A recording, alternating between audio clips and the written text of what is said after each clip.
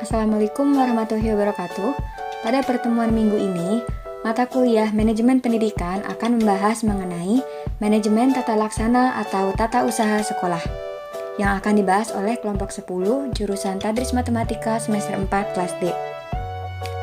Sebelumnya, perkenalkan terlebih dahulu, saya Isna Khalifah dengan dua rekan saya yaitu ada Zulfiah dan juga Purinda. Nah, untuk lebih jelasnya, kita lihat dulu yuk materi apa aja sih yang akan dibahas pada pertemuan kali ini. Materi yang akan dibahas dalam manajemen tata laksana atau tata usaha sekolah yang pertama adalah pengertian tata laksana atau tata usaha sekolah. Yang kedua, fungsi dan peranan tata usaha sekolah.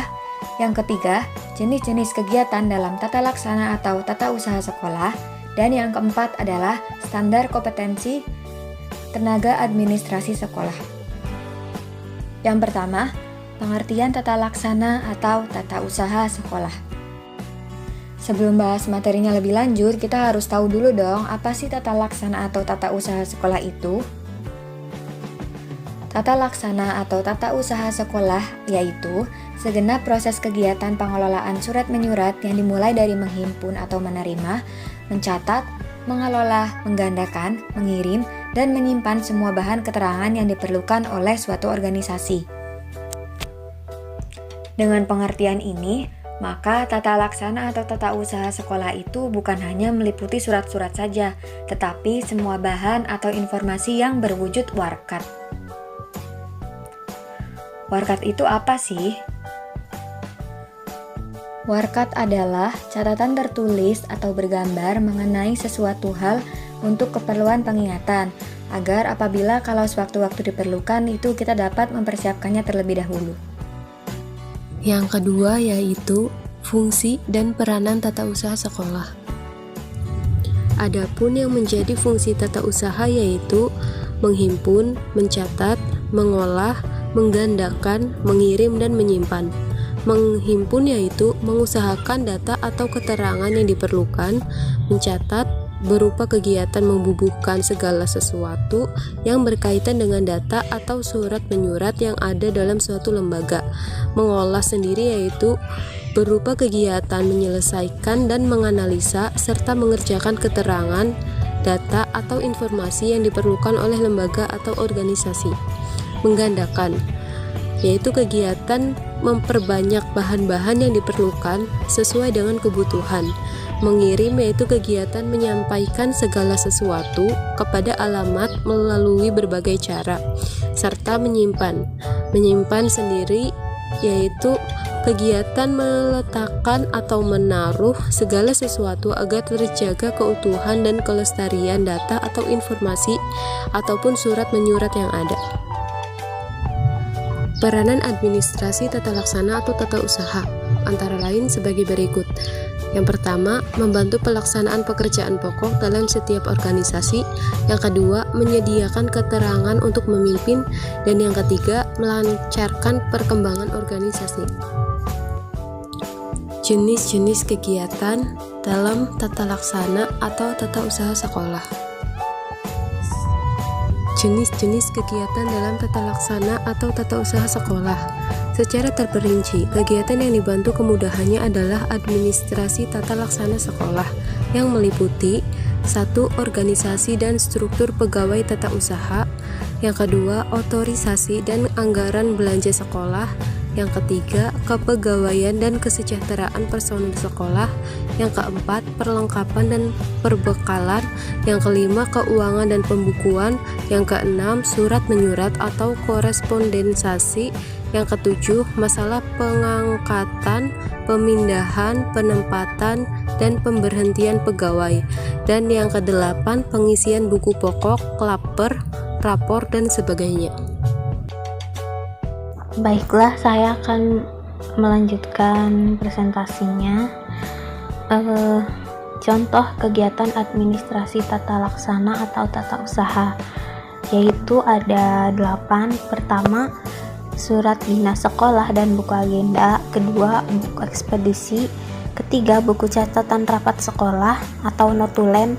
Keempat, buku pengumuman. Kelima, pemeliharaan gedung atau bangunan sekolah. Keenam, pemeliharaan halaman sekolah.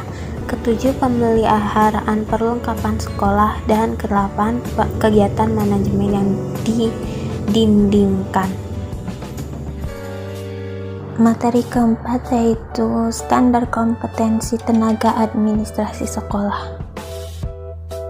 Slide selanjutnya yaitu standar kompetensi tenaga administrasi sekolah. Sesuai dengan Peraturan Menteri Pendidikan Nasional Republik Indonesia Nomor 24 Tahun 2008 tentang standar staf administrasi sekolah, kompetensi yang harus dipenuhi oleh staf tata usaha atau staf administrasi sekolah adalah sebagai berikut. Pertama, kompetensi kepribadian, kompetensi sosial, kompetensi teknik, dan kompetensi manajerial.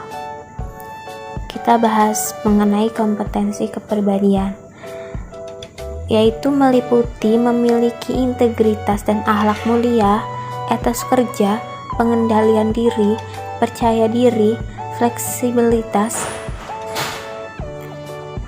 ketelitian, kedisiplinan, kreatif dan inovatif, serta tanggung jawab.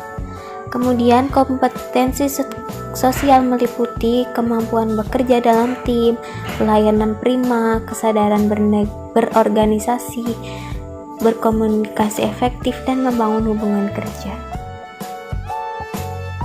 Kompetensi selanjutnya yang harus dimiliki oleh staf tata usaha adalah kompetensi teknis, yaitu yang meliputi kemampuan melaksanakan administrasi kepegawaian, keuangan, sarana prasarana, hubungan sekolah dengan masyarakat, persuratan dan pengarsipan, administrasi kesiswaan, administrasi kurikulum, administrasi layanan khusus, dan penerapan teknologi informasi dan komunikasi.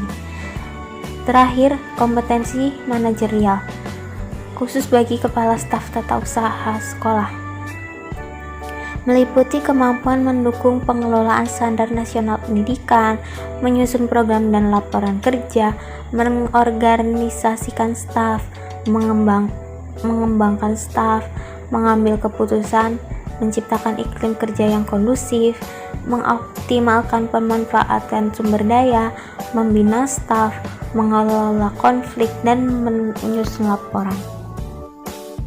Alhamdulillah kita sudah berada di penghujung video. Sebelumnya, terima kasih kepada teman-teman yang sudah menonton video ini sampai akhir. Kami dari kelompok 10 mohon maaf apabila ada banyak kesalahan atau penyampaian yang kurang informatif dan komunikatif.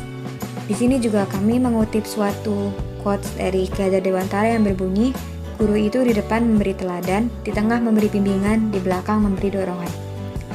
Kami kelompok 10 pamit undur diri. Semoga videonya bermanfaat. Wassalamualaikum warahmatullahi wabarakatuh.